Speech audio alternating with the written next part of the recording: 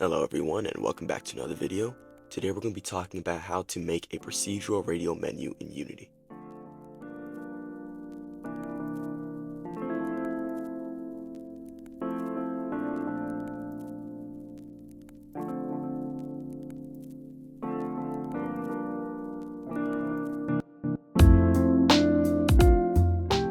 First, I'll create a script which has a few simple properties. First, I'll call it radial menu and then add properties for radius, start angle, and the items.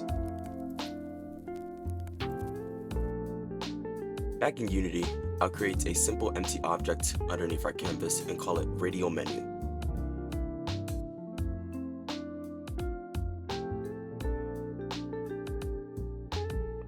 Next, I'll add our components onto the object. As you can see, it has all of our properties. 140 radius, start angle, and then our list of objects. Let's go ahead and make our object. Underneath our radial menu, I'll create a simple UI image, and then this will be our button. It does not need a button components because we can handle that later.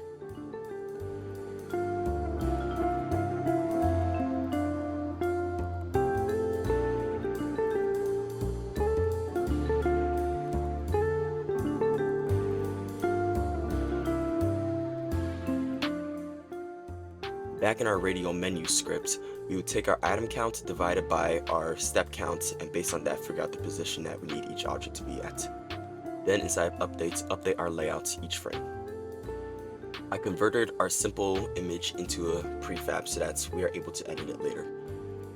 Now, I'll duplicate it multiple times and then lock our inspector on top of the radial menu so that we can easily drag and drop everything into the list. Everything now knows the exact spot it should be in now that it's inside the list. We're even able to change the start angle so that we can change where everything in the list starts. Changing the radius changes how far from the center of the object everything will spawn.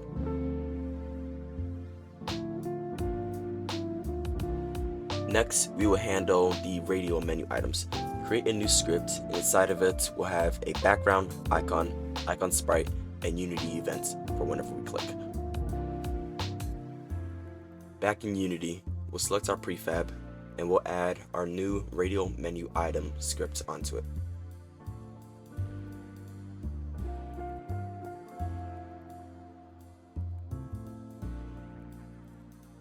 We'll open our prefab, and inside of it we can drag and drop all the required fields. I create a sprite or image so that we can later change the icon of each button.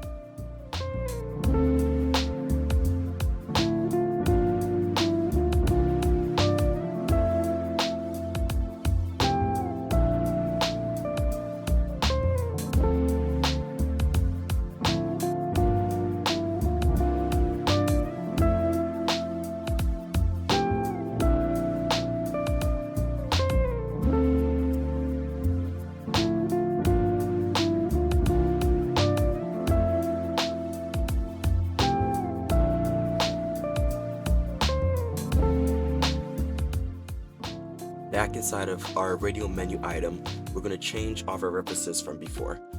We'll add a serialized field for background image, and icon sprites. Still keep our Unity event, rect transform, and image. We'll create a new function called ensure references, which just makes sure that we have our references applied. Then another function for applying our icon, which just sets our icon image to our icon sprite. And invoke method so that we're able to make our on-clicks work. Then on enable, ensure references and apply icon, but if Unity enter on validate so that we can prevent errors. In Unity, nothing really changes. This will just make our lives easier later. Back in radial menu, we're going to add a section for our button design, which will live on radial menu so we can change all of them at the same time. In a new script called radial menu item input, we'll add a few pointer handlers and a few references. Then we want to set all our references on awake.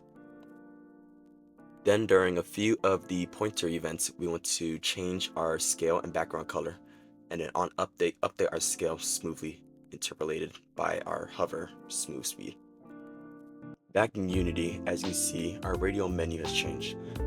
In here, I will copy the default color from the actual button so that we can keep it.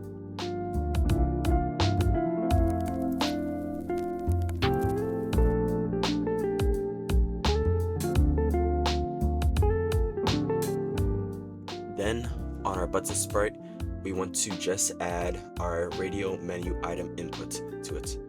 And that is it. You can adjust the smooth speed here.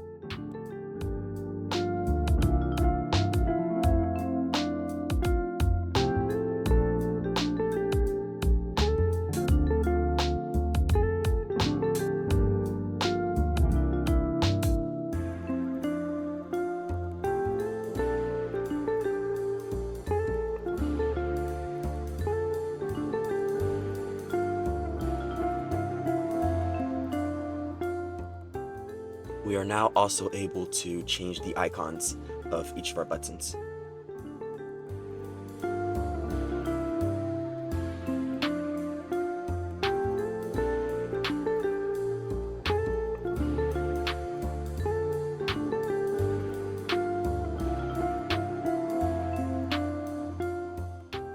Next, we'll work on our open and close. Back in Radial menu, I'll add a few variables to help with this. Then a helper script to set our entire canvas group to interactable or not. We will then create another void for changing the visual states, or basically the alpha of our canvas group. Then this function will smoothly interpolate our value based off of our curve. Then another void to be able to either open or close without any interruptions. Then, to make it a little bit easier, two functions, one for open and one for closing, to be able to set all the variables to the ones we need. We'll then create a simple function just for toggling and trigger it whenever we hit the tab key on our keyboard. Finally, on awake, we will set our canvas group to make sure we have no null references. To make everything a little bit easier, we're going to separate our buttons and the radial menu. So we'll rename this to radial menu buttons, and then create a new empty as parent and rename this to radial menu. All scripts can stay on the original objects though.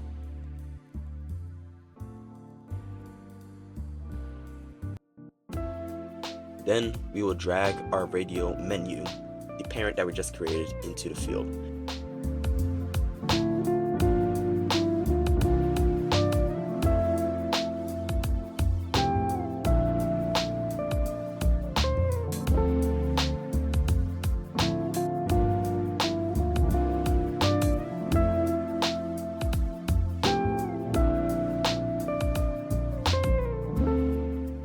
Next, we'll work on a little bit more customization.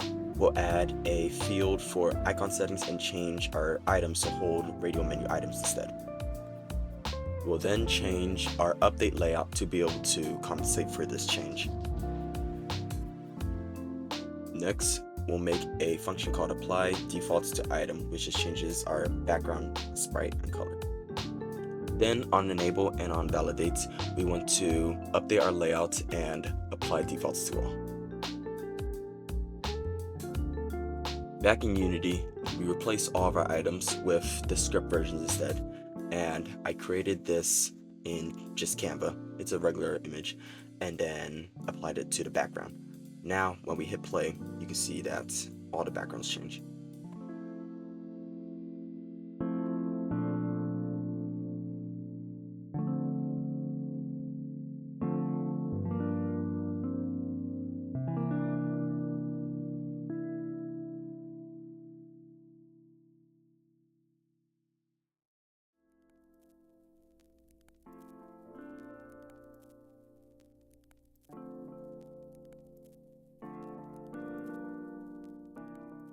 Let's add some functionality.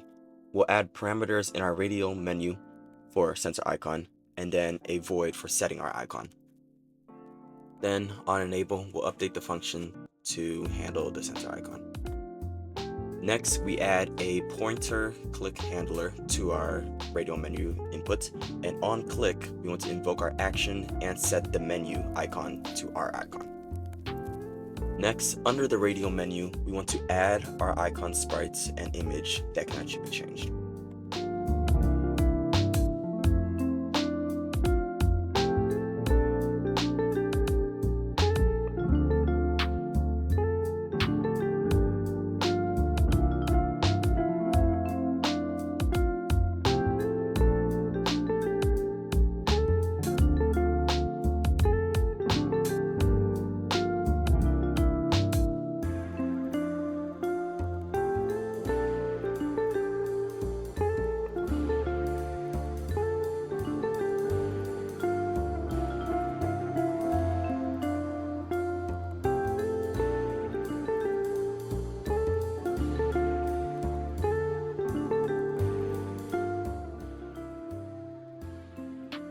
Now, as you can see, whenever we click on our icons, the center one will change to the icon that we have there. And everything else is working just fine. We're able to open and close the menu, and whenever we hover, the button scales up, my bad, and the background changes. Now that is it for our video today. I hope you learned something new. Sorry if anything was too fast.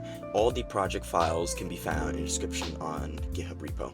I also want to tell you that I have a Discord server community where we talk about many things about game development, and I would love to hear your input. If you haven't already, please like and subscribe. My goal is to reach 1,000 subscribers by the end of the year. Thank you for watching.